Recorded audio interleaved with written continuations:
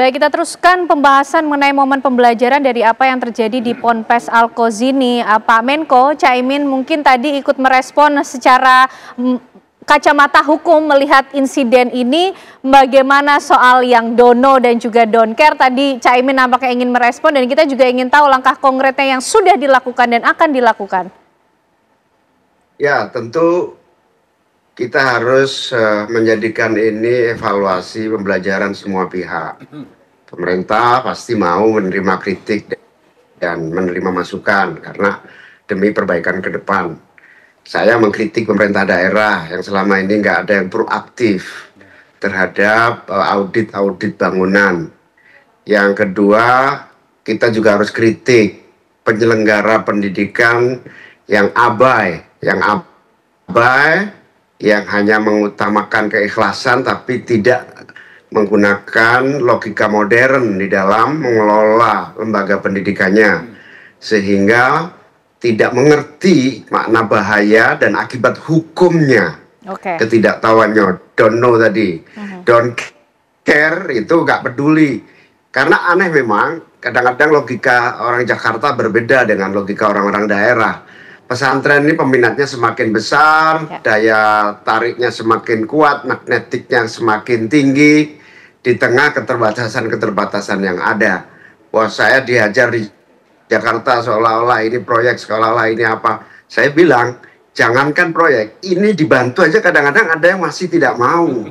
Ini artinya kita juga sedang melakukan apa yang disebut modernisasi dari proses penyelenggaraan pendidikan secara rasional, sehingga kita benar-benar melakukan langkah-langkah komprehensif. Kita bersyukur Pak Prabowo itu komit pendidikan pada anak-anak, kepada gizi, dan kepada sistem dan tata kelola keselamatan pendidikan. Ini komitmen itulah yang membuat insya Allah akan ada perhatian.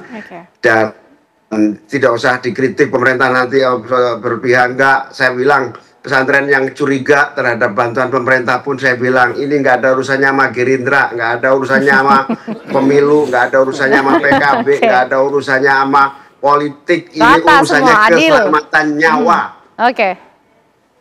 Ini urusannya keselamatan nyawa. Saya ingin melaporkan perkembangan. Perkembangannya adalah dua hal. Hari ini saja misalnya telah masuk dari Jawa Timur laporan pesantren rawan, itu 84 pesantren. Langsung tim kita PU bergerak, kita verifikasi, ditemukanlah 32 yang paling prioritas.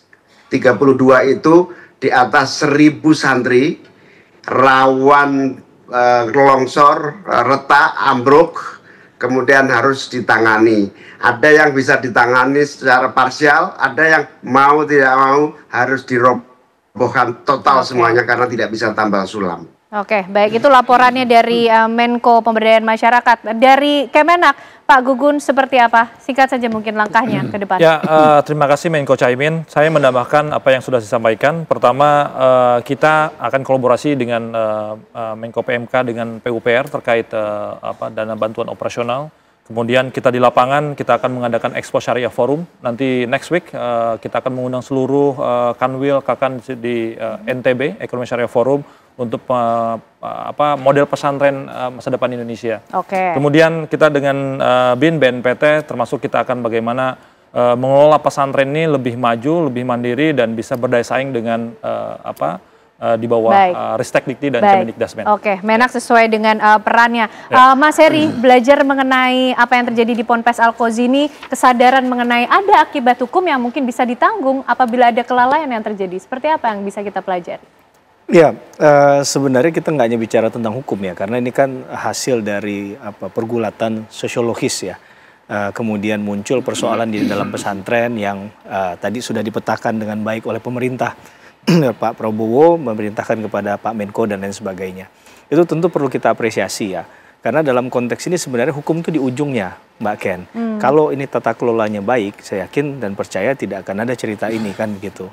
Maka yang harus diperbaiki adalah bagaimana juga berkomunikasi dengan teman-teman pesantren.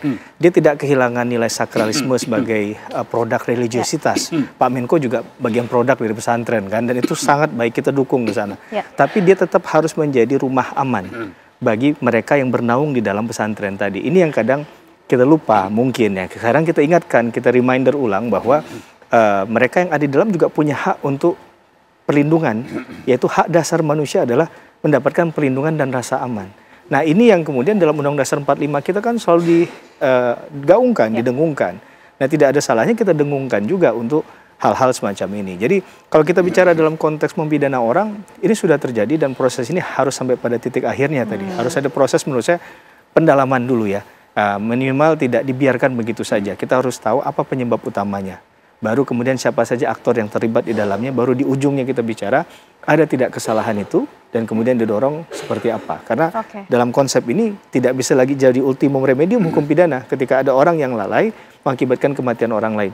Hukum pidana maju sebagai primum remedium, sebagai yang pertama digunakan sebagai opsi. Begitu kira-kira. Hukum sebagai ujungnya harus ada akhirnya. Pak Trubus, singkat catatan tambahan untuk melengkapi bahan evaluasi atas insiden yang terjadi di Sidoarjo.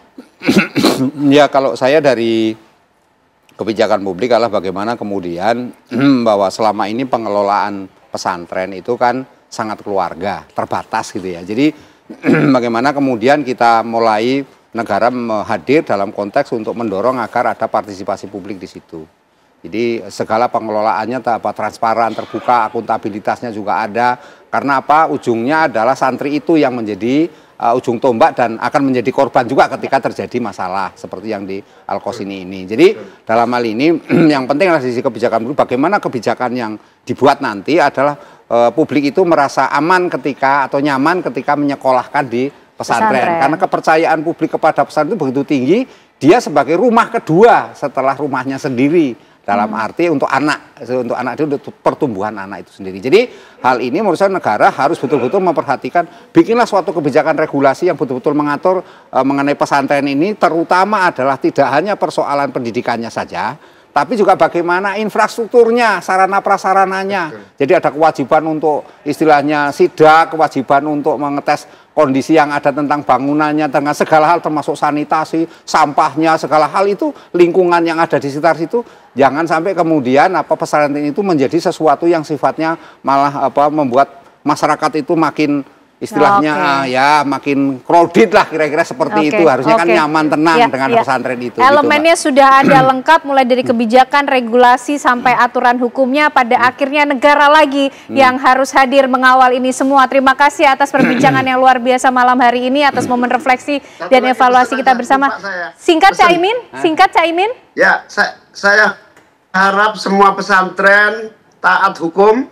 Saya harap semua pesantren mau mengevaluasi diri, mari kita kerjasama, mari kita perbaiki kesalahan-kesalahan untuk masa depan anak-anak yang kita cintai. Baik, itu pesannya. Terima kasih Menteri Koordinator Bidang Pemberdayaan Masyarakat, Bapak Muhaimin Iskandar Caimin. Terima kasih Pak Gugun Gumilar, Staf Khusus Menteri Agama, Mas Heri Firmansyah, Pak Trubus Radiansyah. Sehat selalu semuanya. Selamat malam, terima kasih atas waktunya.